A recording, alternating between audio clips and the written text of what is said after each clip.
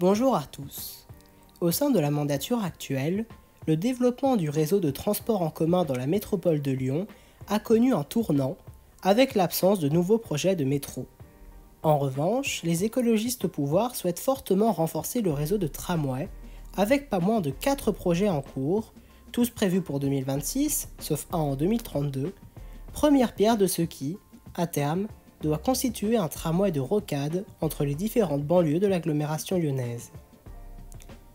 Tout d'abord, la métropole écologiste, en place depuis 2020, s'est assurée de mener à bien un projet déjà réfléchi par l'ancienne mandature, le prolongement du récent T6 des hôpitaux Est de Bron vers le campus de la Doua à Villeurbanne.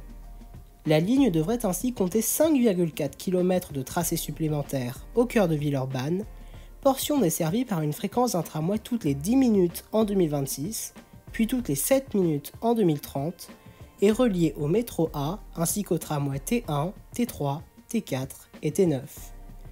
Ajoutons par ailleurs que 55 000 passagers sont attendus quotidiennement sur cette expansion, réalisée au prix de 186 millions d'euros et qui desservira notamment le nouveau quartier des gratte-ciel en cours de construction, ainsi que la place Grand Clément réaménagée. Restons à Villeurbanne pour évoquer maintenant le second projet de tramway mené au cours du mandat. La future ligne T9 doit en effet relier Charpennes à Vaux-en-Velin-la-Soie sur un tracé de 11,3 km, bien différent de celui du métro A, avec notamment un passage par la Doua en compagnie des T1 et T4, puis par les quartiers Saint-Jean, du Mas du Taureau et de la Rise.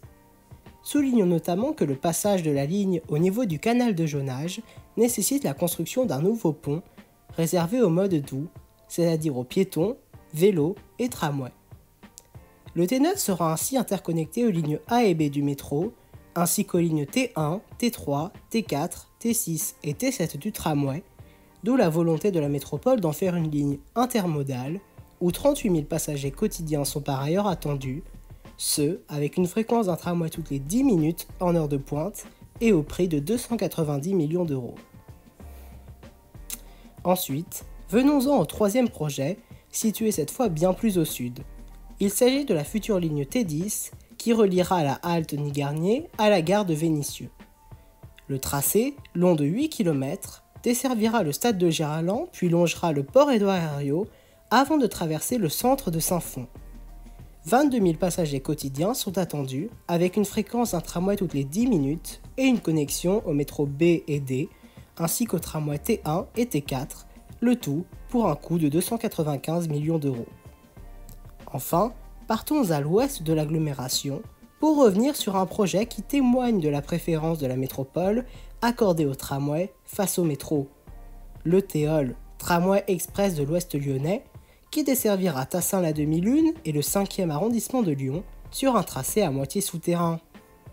Bien que déjà traité en détail dans une vidéo précédente, on peut rappeler de ce segment, compris entre Alaï et Montrochet, qu'il se parcourra en 14 minutes par 50 à 55 000 usagers quotidiens, le tout avec une fréquence d'un tramway toutes les 5 minutes en heure de pointe et en connexion avec le tramway T1 à Montrochet.